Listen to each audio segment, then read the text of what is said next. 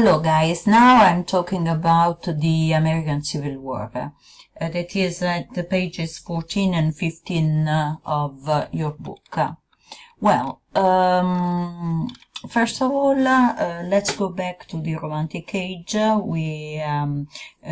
We talked about the the birth of the American independence, starting from the Boston Tea Party of 1773, were when the 13 American colonies rebelled against Britain because they didn't want any taxation without representation, and there was the Civil War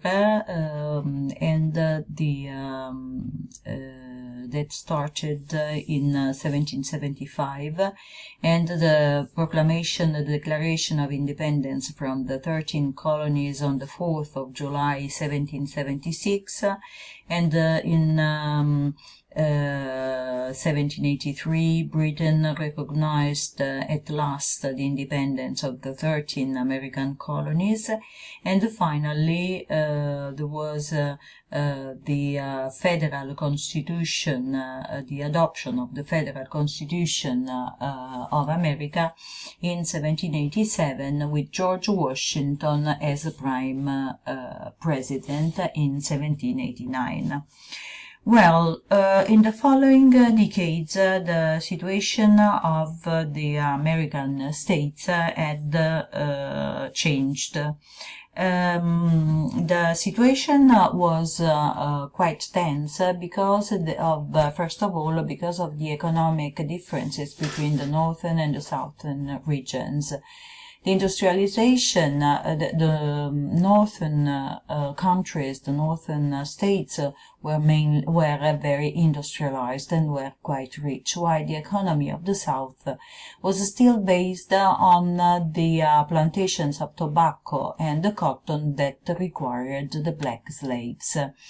And there was also a huge difference in the density of population, because in the north the population was essentially white, of immigrants from Europe who had settled, especially in the north that was richer, and had brought with them their languages and customs. In the south, instead, there were about 4 million black slaves. The supporters after 1830s, the countries of the north adopted the emancipation. That is, they wanted to abolish slavery from the Union of American States. And on one side, the abolitionists attacked the exploitation of slaves, their sufferings, the separation from their families, the fact that they were not granted any education. On the other hand, the supporters of slavery said that it was an institution which gave black people employment, protection, and that taught them the principles of Christian faith. But before going on with this question, let's talk about something that happened in the meanwhile.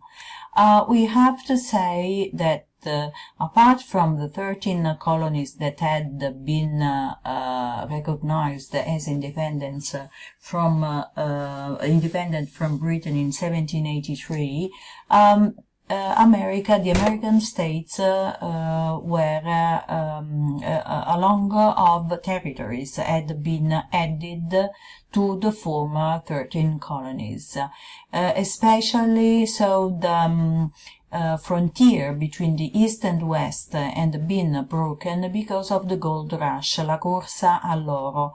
That is when the rush to California after the discovery of gold in this territory. So there was this gold rush between 1848 and 1849.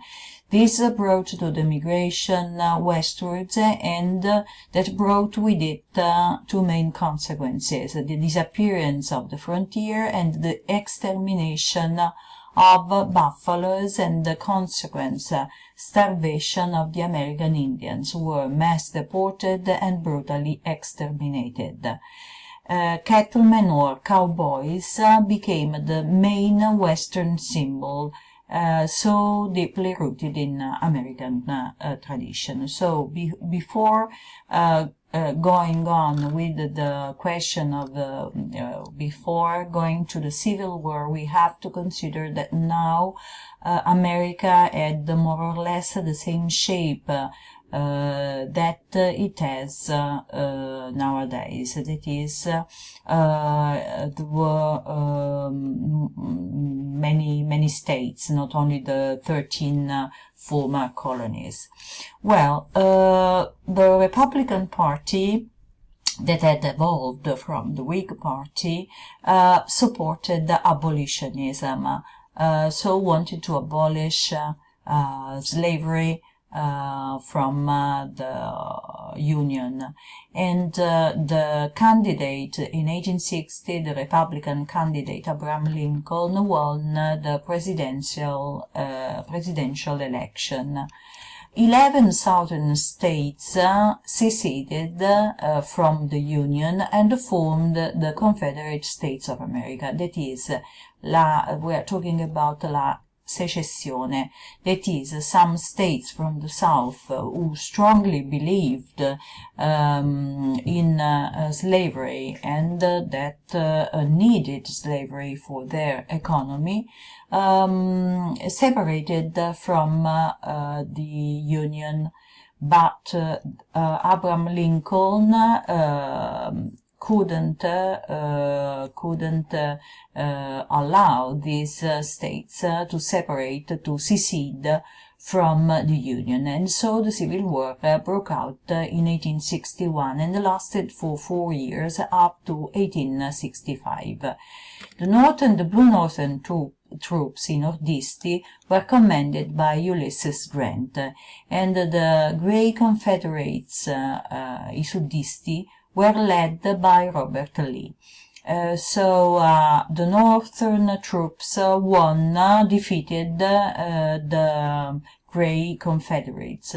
But 5 days after the end of the world, in 1865, President Lincoln was assassinated by a Southern fanatic. By the way, the Civil War determined what kind of nation the United States would be in the future, what they are nowadays. It was the largest, the Civil War between the North and the South of America, fra nordisti e suddisti, was the largest and most destructive conflict in the Western world between the end of the Napoleonic Wars in 1815 and the First World War. By the way, the abolition of slavery that was sanctioned by the 13th Amendment of the Constitution in 1865 didn't grant the black people equality and economic security. They were free, but without money and home.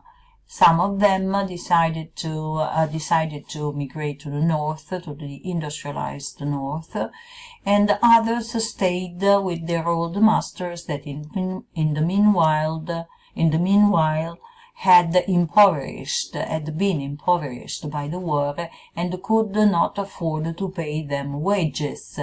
But they could anyway grant them at least tools and a cabin, una capanna.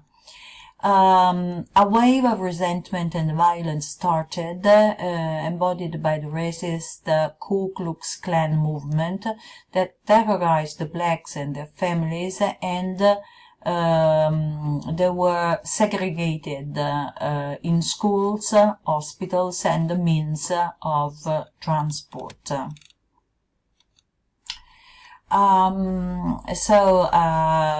To end with this topic, we have to say that in America a lot of people